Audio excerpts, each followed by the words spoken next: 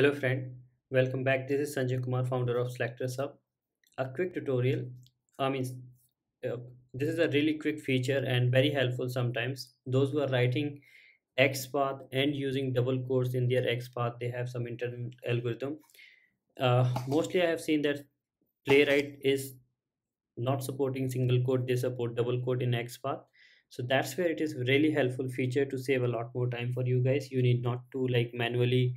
Uh, Write that XPath or manually change double quotes in the XPath in place of single quotes, because generally most of the automation framework you must have seen or noticed that they support the single quote in XPath. So like if you inspect this element here, so you found that it is generated with single quote. You inspect any element, you will see that they are generated with single quote. But sometimes there are some framework which doesn't support single quote. So can we generate these XPath or CSS selector with double quote?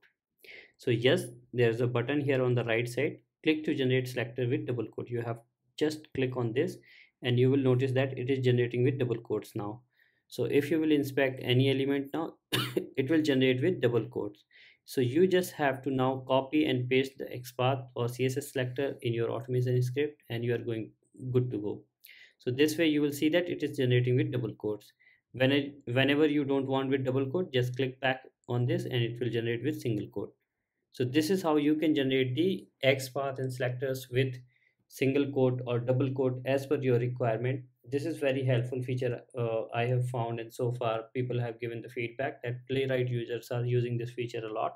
They just click on this double quote, and of course this is a setting, so it will be saved in your local. So whenever you will be coming back, like opening back Selectors Hub here, so suppose you after some time you open Selectors Hub again, you will not have to do that setting. That setting is saved already.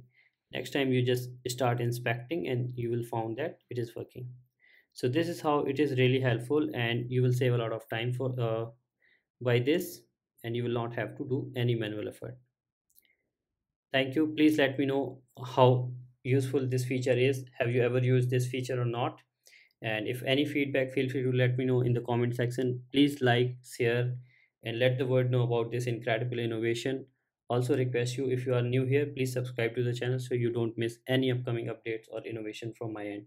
Thank you. Thank you so much.